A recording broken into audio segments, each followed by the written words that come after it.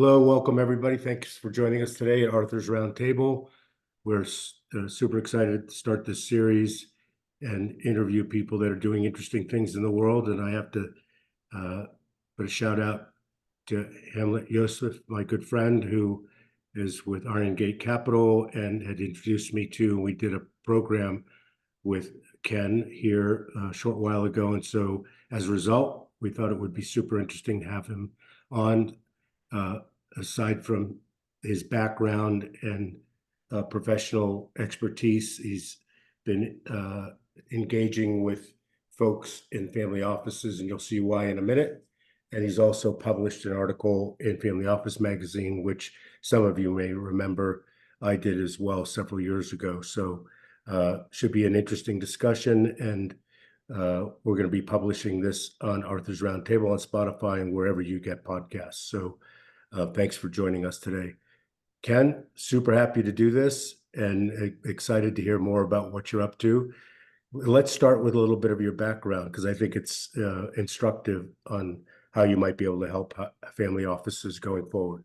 Sure. Thank you very much for having me. I'm really pleased and honored to be on your program and had a very enjoyable podcast, I think, webinar a couple of weeks ago with you and Hamlet. And I'm a practicing academic psychiatrist in Dallas, Texas, but I've worn other hats as well. I was a senior U.S. government physician-diplomat, a regional psychiatrist for the U.S. Department of State from 2002 to 2016.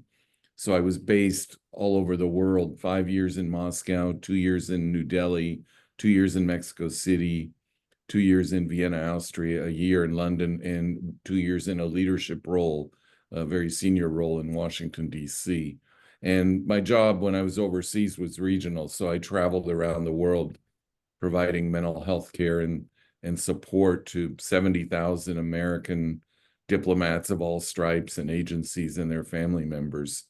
And the other part of the work involved crisis response to political violence, terrorism, natural disasters, things like that.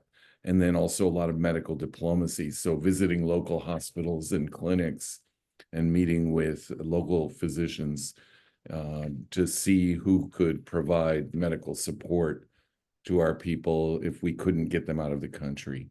And I've also been very involved. I'm very involved in patient care. That's what I do most of full time. That's my day job, if you will. And as Arthur has noted, I've been very heavily involved for several decades in leadership analysis and studying adversary leaders for the national security and business communities.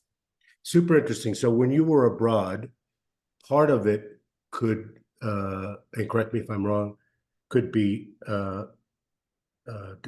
described as diplomacy intelligence, right? How to assess the adversary. Yes, but that wasn't explicitly a part of my job. That's something I've done a lot before I was in the government and since I left in 2016. Certainly there were times where I might get asked those kind of questions. The real kind of intelligence is medical intelligence on the ground, assessing the healthcare resources of a given country. And I've been to hospitals around the world in clinics. For example, in Moscow, I visited the presidential hospital where President Putin would go to get care. People at that level in the Russian government and in society. So you learn a lot by talking to people on the ground. You have to have an open mind. You have to be a good listener. You can't go in there as the ugly American, if you will.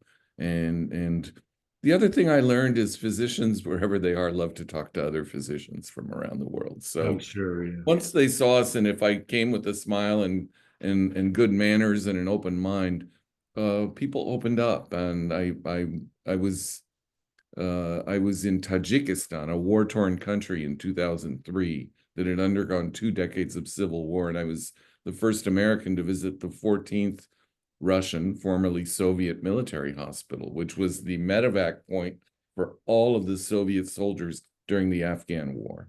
And I met with the CEO, we drank tea, and then he said, "You're a psychiatrist. Would you like to meet our chief of psychiatry?" I said, "Конечно." I spoke in Russian. Yeah. He didn't speak English. So he introduced me to her and gave me a tour of the whole hospital, the operating room, the ICUs, the wards, and one of the clinics. So I learned a lot, and that experience of working overseas has really shaped a lot of my thinking about global health and global telehealth, telemedicine, and because things are different in other countries. So it opens your mind to different possibilities and different ways of doing things. Yeah, it's probably not a fair question, but I'm sure others are thinking this, and it not isn't necessarily your answer may not be necessarily current, but I think people might be wondering is how do you contrast healthcare, let's just say in Russia, to the US at that time? Were they more advanced? Was it do we have still have the best healthcare? Is it something you can comment on? And if not, it's fine. I was just wondering. No, I'm happy to. It's a great question. I'm happy to comment on it. What I learned is if you go in there with an open mind, and when you're looking at healthcare, you look at two things. You look at outcomes. And in outcomes, even though the United States has the best healthcare in the world, some of our outcomes aren't as good as many other countries, developed countries. The other thing is with globalization, for lack of a better term, and technology and availability of knowledge, and better education and training. As a friend of mine used to say, in other countries, the floor has come up to meet the roof. So the level of care in a large city like Moscow in the best hospitals is equivalent to that anywhere in the world. I visited the famous Burdienko Neurosurgical Institute, which has been around 100 years. They have, the day we went there, this was in 2011, we met with the director, a very senior person, the chief academician. These are huge titles in Russia. And they showed us the ICUs, they had 45 operating rooms, and they had their surgeons cross-trained in Europe, and their director had spent a year at the fellowship at the Karolinska Institute. I talked to him, and he told me this. I diplomatically asked this. And the Karolinska Institute is what gives Nobel Prizes in medicine.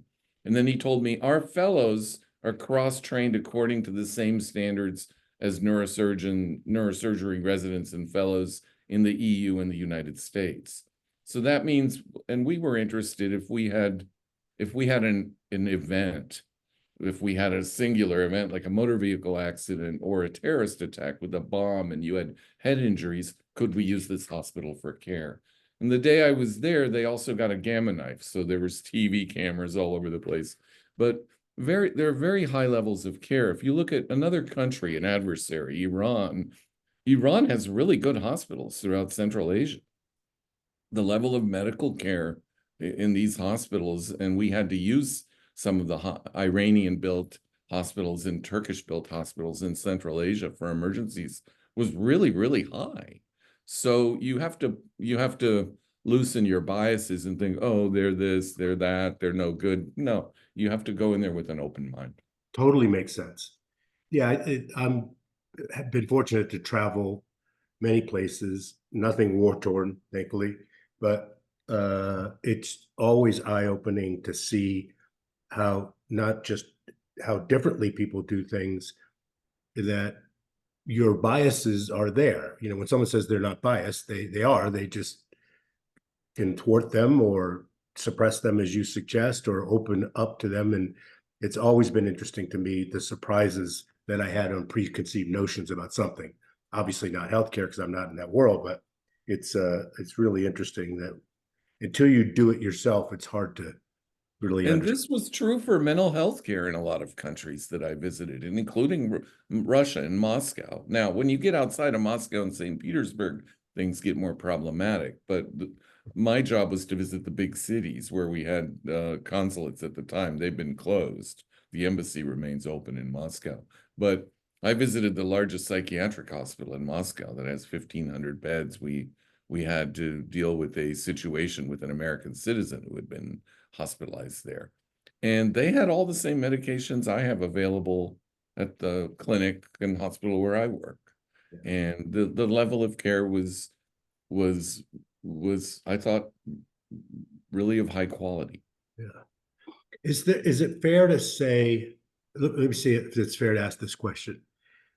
Living in a communist country that then became, the Cold War was over, were the citizenry affected from a mental health perspective dramatically or obviously from that transition of going from one dramatic state of governance to another one? The short answer is yes, but the longer answer would be a whole separate webinar. I bet. If you look at Russia, what you look at the trauma that they felt and suffered during the 90s with the collapse of the Soviet Union, which is traumatic, which was very traumatic for Russians. And you look at the impact on society of these huge social upheavals, it has a mental health impact, just like societies that are in a state of chronic war. It has downstream effects, and they can be negative. Yeah. The bottom line on mental health, and one of the things that got me interested in writing the article for Family Office magazine this past summer, was there are two things. Number one, mental health is very prevalent around the world.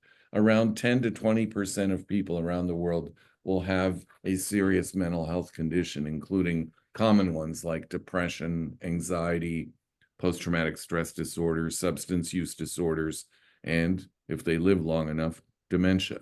So these are, as you pointed out, these are common illnesses that the wealth of family offices is not protective. Yeah, it doesn't escape that. They go across all class and socioeconomic lines. Yeah. So that's a big interest. And the tragic rise in suicide rates in the last decade, in spite of all the treatments we have, the shocking increase is an issue. And the other thing is Eddie Marshall. I want to highlight pioneers that have done a lot in this area. Sure. Eddie Yeah. Marshall's risk report earlier this year talked about 29% of family offices surveyed worldwide noted lack of access to mental health treatment to be a significant issue for them. So that number, how can that be? That's exactly what I was thinking. So that number got me to think I need to write about this. Yeah. And I wrote to Dr. Chris Sidford, who many of your listeners know, who's a real pioneer in medical care with family offices, and he was very encouraging. So I'm grateful. And Antonia Teixeira has done a lot of work in this space. So with family offices, it operates on several levels. One is you have the family itself, the primaries may have someone with mental illness. You may have the head of the family office as they age has dementia. How do you deal with succession issues? You may have the next generation that is dealing with the millennials and the Gen Zers who are now going to inherit these huge family offices, and children of high net worth families who may face mental health issues. How do they, and they have access to care issues in terms of they have the same concerns as any other patient I have. They want quality, privacy, and accessibility. Now, they may be able to access in-person care, but one of the things I think is an opportunity for family offices is figuring out global telehealth. A lot of family office principals travel constantly for their jobs all over the world. And I was talking to a venture capitalist in the US who's worked a lot with family offices and has been on boards and knew I think the CEO, the chairman of the board of one of the leading hospitals, a billionaire. And he said, how come I can FaceTime my grandkids anywhere in the world, but I can't do that with my doctors? Yeah. When I'm traveling to Singapore, Hong Kong, or Europe, or wherever. That's a very legitimate question. So I've written and argued for years that global telemedicine is a huge opportunity for family offices. It's also an investment opportunity. If you look at emerging markets, the digital highways are being built. Take Africa, for example. I have a friend who's a venture capitalist who's working on a $200 million telecom deal in West Africa. And they're building the digital highway, and healthcare is a very important lane in that highway. And smartphone penetration in Africa is about 70, 75%. Big, yeah, it's big. Similar numbers in Southeast Asia, like Indonesia, in South Asia, in China. So this is the way people are going to get a lot of their healthcare, including mental health care. So we'll talk more about, we'll get in the weeds with that, but that's the general picture of the opportunities, not only in developed countries, but in emerging economies. You know, at the risk of becoming controversial, it was not without notice that Elon Musk came out publicly and said one of his children, much to his chagrin, was convinced of a gender modification and drugs and all that kind of stuff. And a guy like that, who you think, aside from being very busy, got blindsided by something, his words of not making this up, by one of his children being subject to this trend for gender dysmorphia, or whatever you want to call it. And I'm introducing a controversial subject on purpose. Even a guy like that who has endless amounts of money claims to have not been apprised of what was really going on and got blindsided by what happened. So, I mean, that might be an example where even if you have endless amounts of money, you don't have endless amounts of care. Yeah, the gender dysphoria is a very tough condition, and I have patients with gender dysphoria. These are very challenging patients that go through a lot, and they tend to have what we call comorbid. They come to my clinic because they have comorbid depression or anxiety and things like that. And outcomes vary, but we want to treat these comorbid conditions aggressively, the depression, the anxiety, so that these people can become, functional citizens. And the people I treat have jobs and families and friends. And so these are real challenges, and anyone can be blindsided in a family situation. There's less stigma than before, but it's still there. So this situation will obviously, if Elon Musk went public with what he and his family are going through, he did it for good reason, to precisely show that point that it can happen to anybody, and now he has to address it with his child. Yeah. And again, it could be a whole new separate podcast, but just a yes or a no, or just a simple opinion on, besides social media, besides the sequestering in place, not going to school with COVID and all that, it had to contribute to depression, and between people with just parents dealing with their kids, aside from gender dysmorphia, just that whole thing would cause people to manifest problems that they wouldn't otherwise have. We now have emerging data that lockdowns, especially when they occurred in states or countries over a longer period of time, have had negative mental health effects, especially on children and adolescents, but also on adults. We're all social creatures, and we need touch. We need hugs. Yeah. This is not new. COVID this is known. Totally. The research of neuroscientists in the 40s did famous experiments with monkeys, where they showed monkeys that got food and water but no touch didn't develop right, and the ones where the mommy monkey hugged the baby monkey were normal. So this it kind of makes sense, though, doesn't it? Right? Yeah. I mean, just intuitively, it makes sense. So we're still reeling, we're still learning and reeling from the the after effects. But we've certainly seen a rise, and this has been well described in the medical literature and in the media, an increase in the United States for sure, and other countries too, where they've looked at this in anxiety and depression in the last 5 years. And I'm sure the pandemic acted as a fire accelerant in this regard. So these are big numbers. And the other thing, from a family office and investment point of view, the market for mental health care in all the new technologies, which I hope we can talk about on today's program, is projected by 2030 to be $500 billion worldwide. That's a lot of money. It's a lot of money compared to what? Like, if you had to say 3 years ago, triple what it was? It's yeah, certainly it's double or triple. It's going up.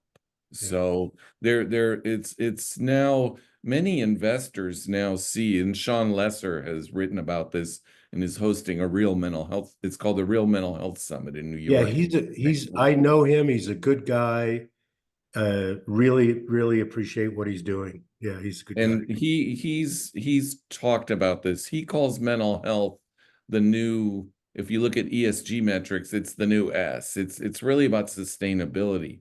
And in the business world, it's also about lost income. The projections from lost income per year due to mental health issues are thought, depression and anxiety being the most common, are thought to be about $1 trillion. Yeah.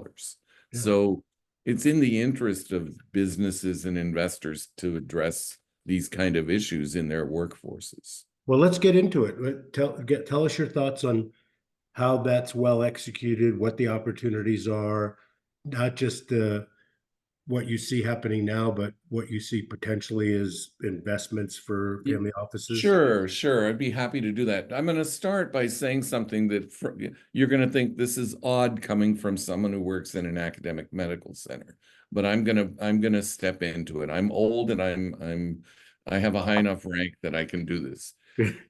Academic medical centers, top academic medical centers in the United States and in Europe, are brilliant at doing traditional research. That's why we lead, the United States leads the world in Nobel Prizes in basic sciences, biomedical sciences, and medicine. There are other countries that are very, very good in catching up, including China, but we're very good at it.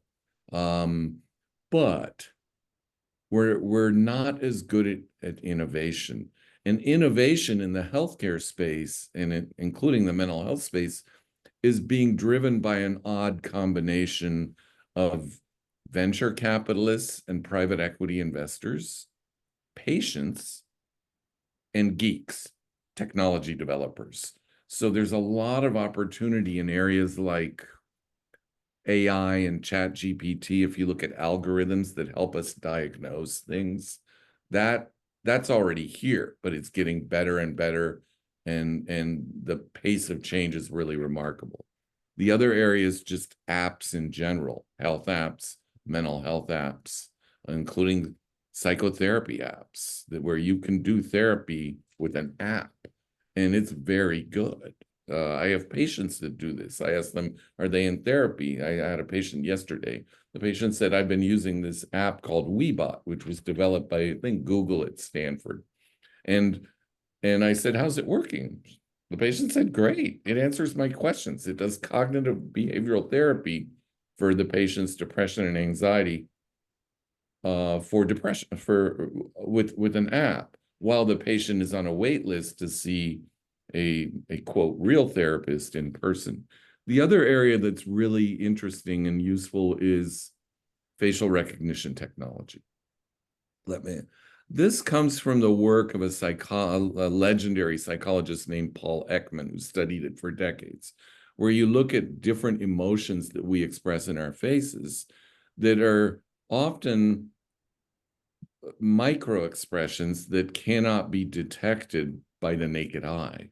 But there is now technology being developed. In the US, there's a company that was bought by Cerberus, huge company, years ago, a company bought by Cerberus called Presage, which is run by a colleague of mine, brilliant geek named Mark Oliver, and they're developing facial recognition technology for use in healthcare settings.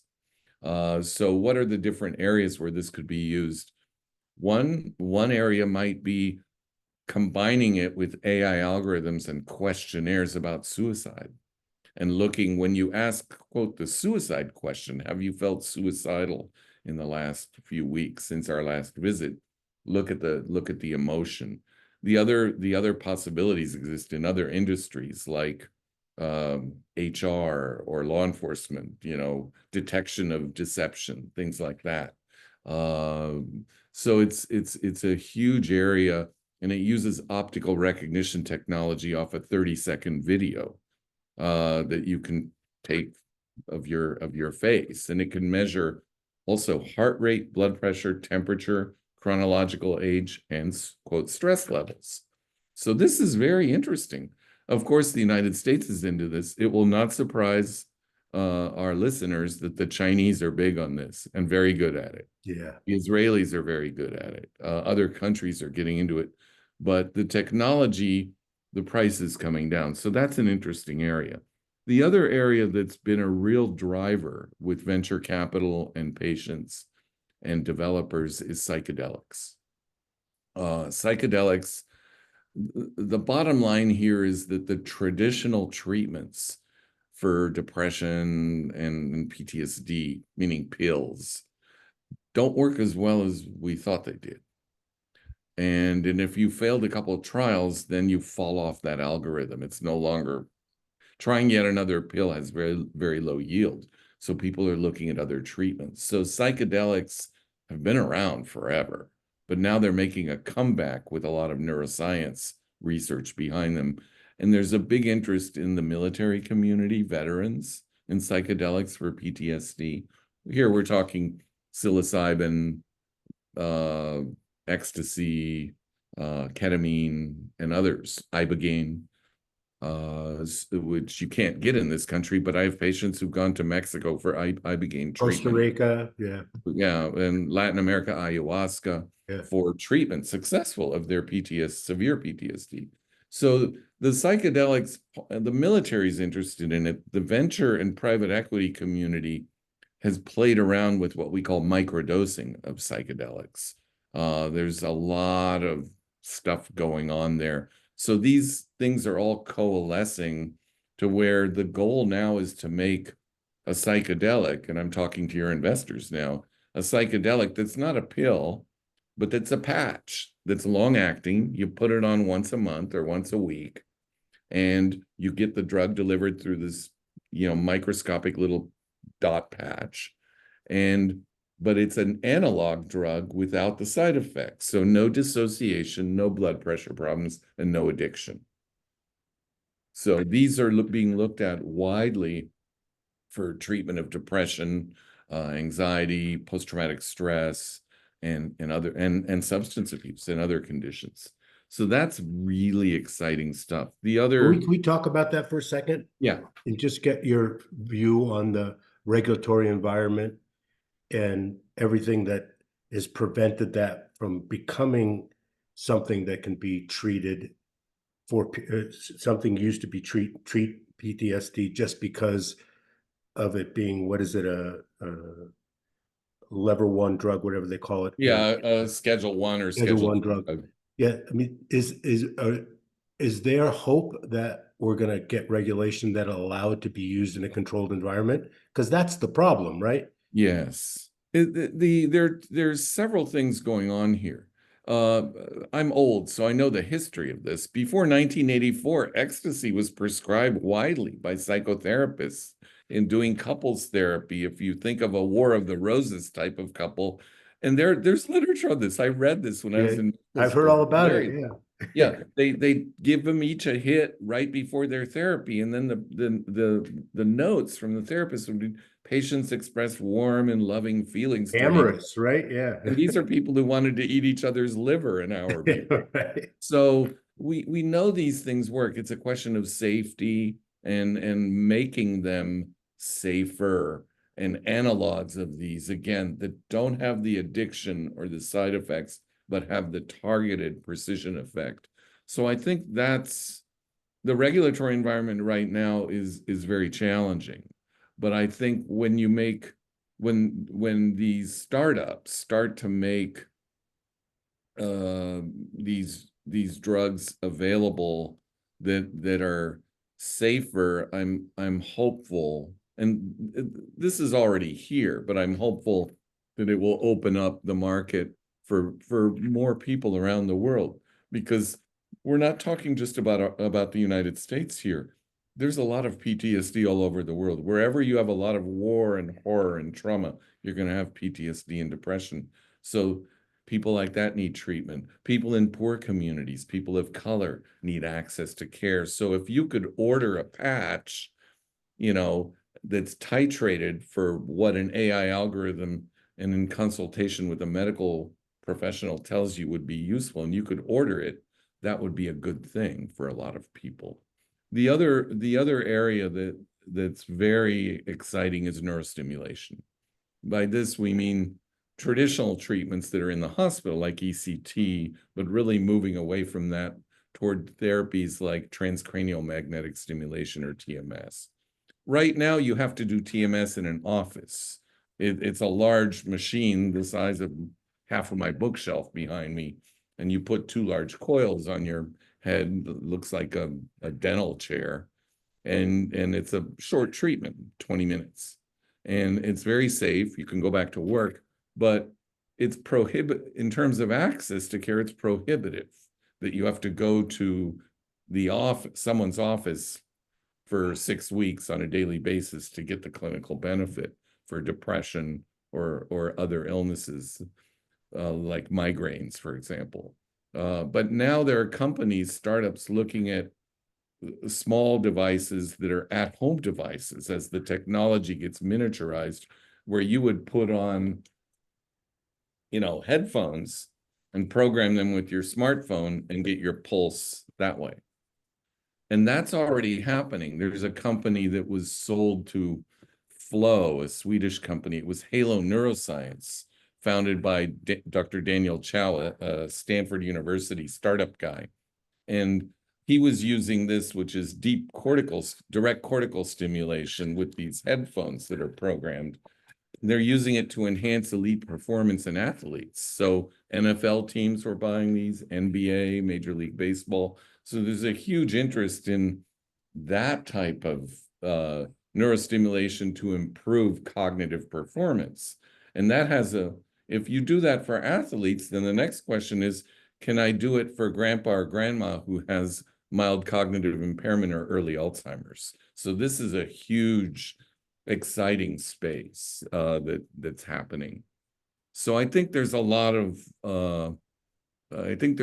excitement and buzz, and I would encourage listeners to learn more about it and explore these domains, because there are really huge investment opportunities there.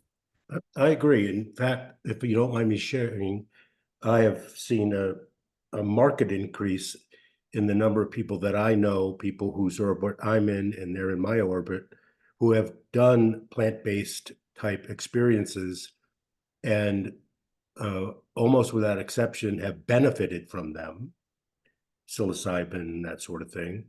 And I think that it's a trend, and people are becoming more accepting of it, rather than saying, okay, I just want to get high and go do this and do a rave or something, right? I think there's more intentional use of these type of things to better your handling of trauma, or just feeling better about life, and equip yourself to go forward in a way that's more productive. I've seen a lot. And it's enhancement of creativity. And this was really driven by, I'm going to pull a book off my shelf that I read when I was in college, the classics. Carlos Castaneda is alive and well. The best. The Teachings of Don Juan. Yeah, the best. I read all those books in college. Me too. And they're now very salient. But Yeah. it really came from the late Steve Jobs of Apple, who had claimed that dropping acid in India or something somehow enhanced his creativity. So there have been people in the private equity venture capital space that are trying to enhance their creativity, as well as scientists who are into microdosing Microdosing, yeah. with psychedelics in order to enhance their cognitive and creative capabilities. Yeah. And artists have done this for generations. There's some scientists, there's Carey Mullis, a famous Nobel Prize winner in biochemistry, claims that he got the idea for polymerase chain reaction when he was high on LSD. So this is kind of this gets into a whole nother webinar on what is creativity. But I think it's an interesting and growing area.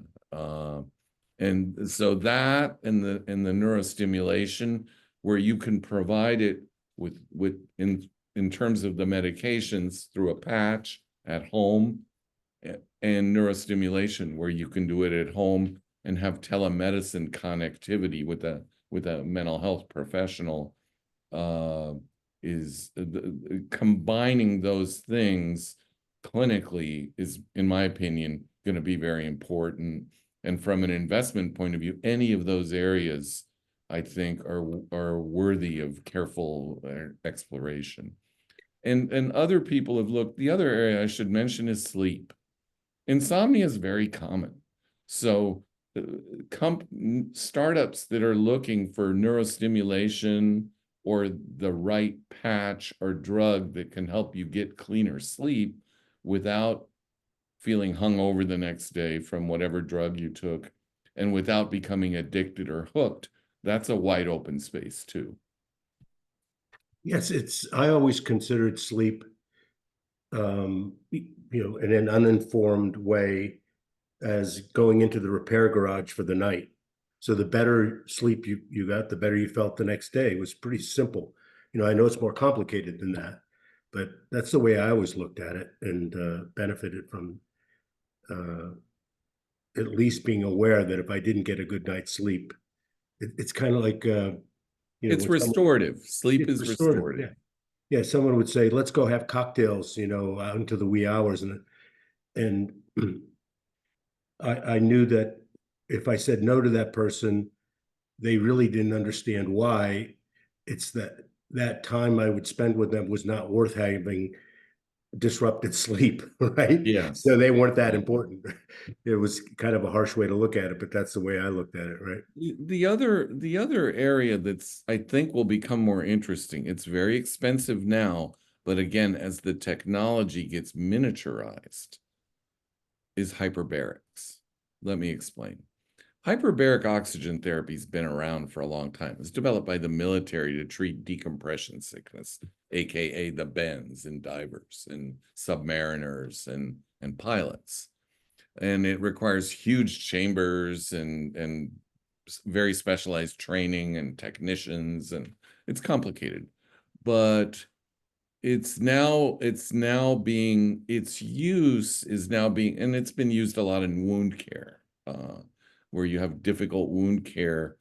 The idea is that a hyper-oxygenated environment can promote different types of healing or restoration in tissue and cells, including in the brain.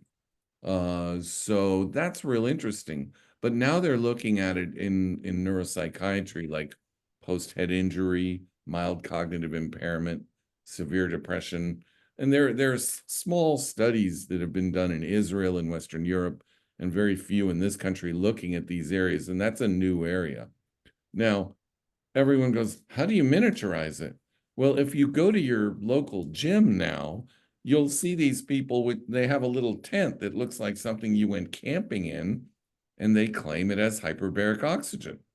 So if you can build a chamber that you lie in for 10 minutes or 20 minutes in your home, like a tanning salon size thing, and it can provide you with a safe hyperbaric environment, then that's a technology that I see advancing as well. Now, that sounds kind of like Star Wars, but I'm old. And when I was a kid, I never imagined that I would have the power of a computer the size of a house on my smartphone. Exactly. So these things, I tell the young medical students and residents I work with, these things are going to change how we interact with patients and how we do medicine. So I think it's a very exciting time for investors and for physicians and medical professionals who work with these people and can bypass the traditional type of research, meaning, NIH grants and all that. That just takes too long for innovation. It doesn't mean it's bad, but we need rapid innovation. This was seen during the pandemic, where President Trump signed off on the operation, what was the name, to develop the COVID vaccine. Yeah. I think he signed it in March and they had a vaccine by December. Yeah. That's pretty fast. That's stratospheric. Now, the important thing is the basic science research that developed our COVID vaccines was led by DARPA, which funded 2 spin-offs, one of which was Moderna, in 2008. I know the 2 people in DARPA who ran those programs. One is a friend of mine, Dr. Michael Callahan. The other is a former teacher, Dr. Brett Giroir, who was also the COVID czar under President Trump. So the DARPA was really looking at the question of, how do we in war vaccinate 1 million soldiers really quickly? That's the DoD framework, but you can apply it to civilian life. So I think there's a lot of interest between patients, investors, and technology developers that are kind of are going to find workarounds, and they may develop these workarounds in unregulated countries that have less regulations. That's unfortunate for the United States.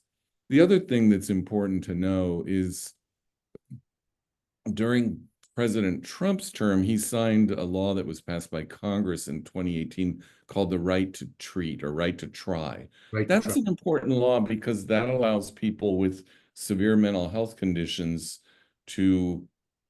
we can have conversations with those patients or people, the other area is late stage cancers, for looking at biologics and novel treatments that don't have the ballast of a randomized controlled trial yet.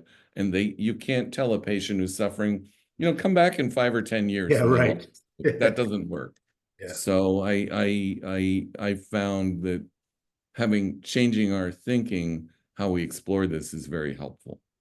So the right to try was very controversial, as I understand it, and be interested to hear your opinion on it, because it basically bypassed the FDA in many ways, in terms of them being involved, not just in the trials, but also in the economic benefit. And I know this is controversial, but have you found that people have been using it? I have some friends, including one who tragically was very involved was a philanthropist who died of late stage cancer. And that the metrics that the literature and media have looked at are the wrong metric.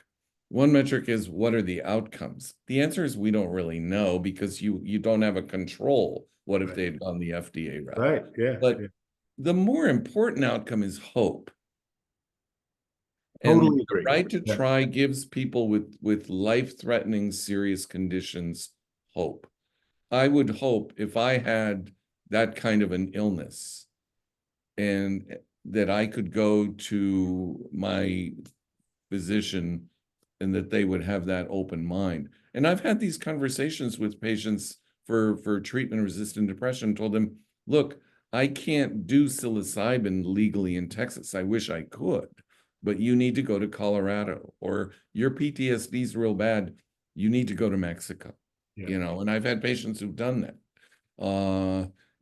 Do I wish I had Ibogaine in my arsenal right in my office? Oh yeah, you bet. Do I wish psilocybin was legal and I could prescribe it? But I've had patients who've had to go get a facilitator, quote, go in the dark web, go in the underground and find what they needed. The other area that medical care is really expensive. People like me are really, really expensive. I'm the most expensive asset in the medical organization. But what we're finding is if you can train assets, mental health assets or medical assets that can be with the patient in some of these treatments, like psychedelic treatments, like ketamine, that can sit with them, peer support, they're much cheaper than having me sit with them. So that gets back to a model that takes me back to my high school years, where I invited a guy to come, a legendary guy, to come to our high school, and I raised $1,500 to get him a ticket. He was working in Mexico and Central America. If he's still alive, he must be in his like 80s or 90s. But his name was David Werner, and he wrote a very famous book called The Barefoot Doctor, and talked about how they were providing medical care to clinics, small villages and clinics in third world countries. Fascinating. Yeah. But now with technology and telemedicine connectivity and the availability to get people what they need, his wild kind of pie in the sky idealistic idea of the 60s is now a possible reality in many countries. And that's why in China, in India, in Africa, telemedicine and telehealth is a huge area of investment for them. So can we talk about execution? So for example, is there anything you're involved in now where they're raising money that the audience would be interested in learning about or participating in or helping nurture along? I would welcome, a goal of mine for many years has been to provide global telemedicine platforms. Because of regulatory issues, my institution won't let me do it. But I've talked to people in this space like Dr. Sidford, who are able to kind of work around that and do it properly and legally. And I would like to see that expand so that, and I've had inquiries from foundations in Asia working with expats overseas who don't have access to English-speaking mental health care, and they want a second opinion, what's called an e-consult. I've had inquiries from Samaritan's Purse, because they have workers, caseworkers, and field workers who are doing God's work in godforsaken places. They go where wars are, and societies are falling apart. They go to the Congo, they go to Ethiopia, they go to Syria until that shut down, places like that. And they want access to telemedicine care because there's no care where they live. This is an issue even in the United States. 30% of people, I live in Dallas County, which has 3 million people. 30% of people in Dallas County have no internet. And that number is similar across the country. 30 people in rural America don't have access to healthcare, and a lot of them don't have internet or even a smartphone. So I've told investors I've talked to and thought leaders and politicians, if you want to increase access to healthcare, put a smartphone in everyone's hand. If you want to deal with issues of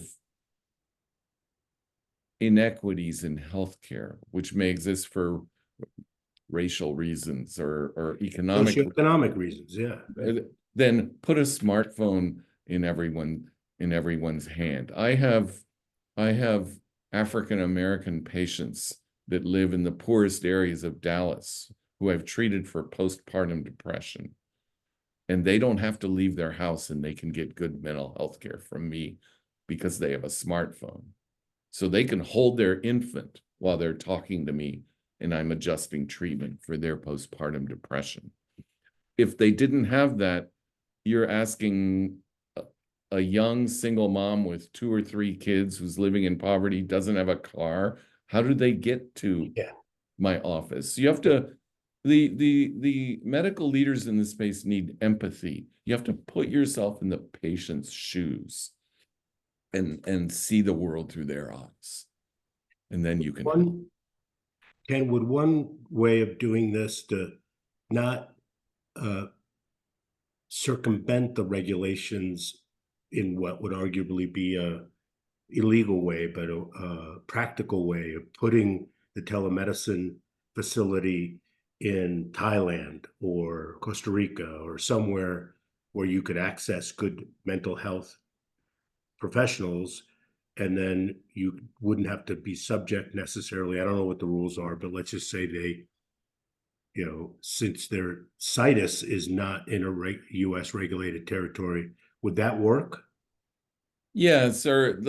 Going back to the earlier example, if you look at building a pilot with family offices, so you have family office principals and executives who travel a lot and want mental health care. And I have some patients like this that are businessmen who are world travelers. They spend 250 days a year in another country doing their business.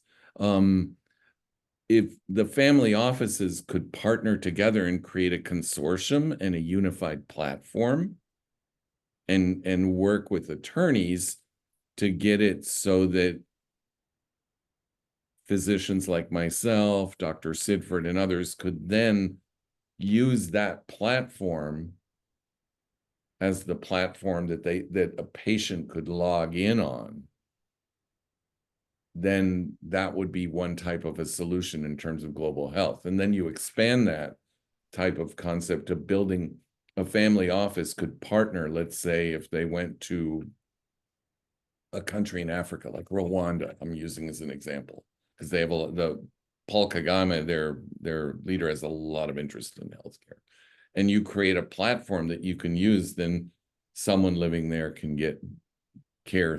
You create a consortium and a platform. So I think this is where family offices can sort of work with real world clinicians by creating a platform that bypasses the regulations and the drudgery and the sluggishness of traditional academic medical centers who have no interest in trying to figure this out.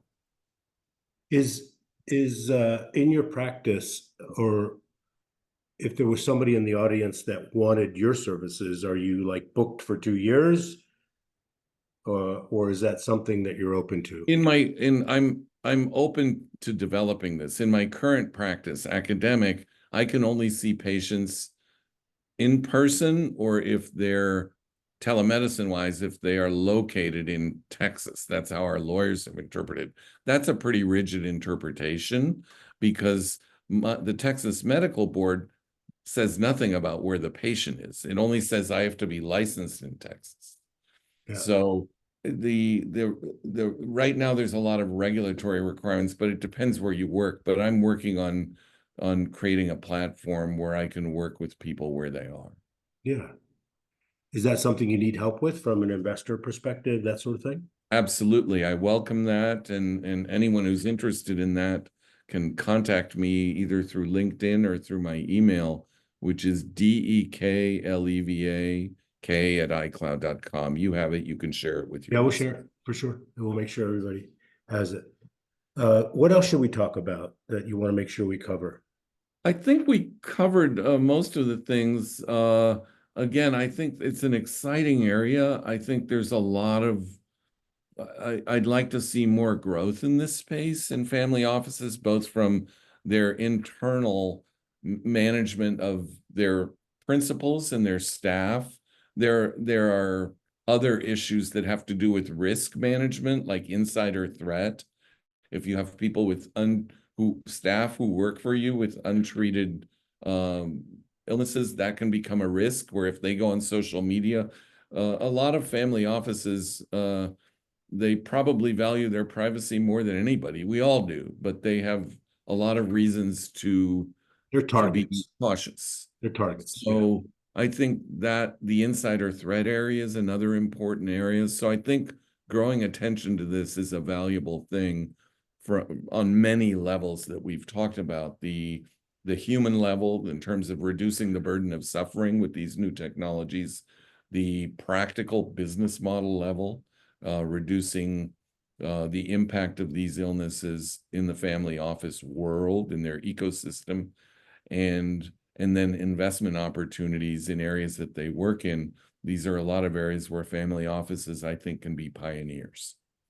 Yeah, it's an extreme example, but I know of a family who have a lot to lose, and economically and otherwise, and they went to the extreme of hiring ex-Mossad interrogators to, spend time with all their employees, all the staff, part of the facial recognition thing as a human, that they've developed that skill. Was really interesting but it was extreme. Not everybody can do that, which is part of what you're suggesting the solution is, right?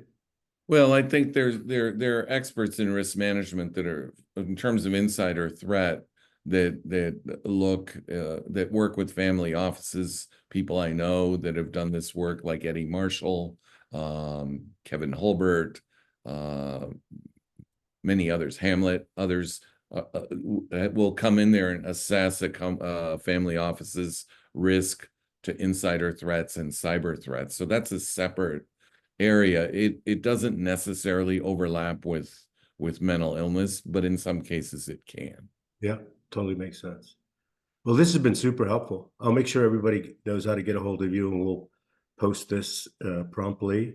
And really, really enjoyed our discussion. It's been fascinating. Thank you so much for having me. Thank you to your listeners and viewers. I'm really pleased and honored to be on your program, and I look forward to hearing from anyone who has further questions. They're welcome to reach out to me through LinkedIn or through my personal email. Yeah, I'm super grateful for spending this time, Ken. Thank you very much. Thank you, everyone. Have a wonderful weekend. And again, big thank you to Hamlet. Okay, take care, everybody. Bye-bye. Bye-bye.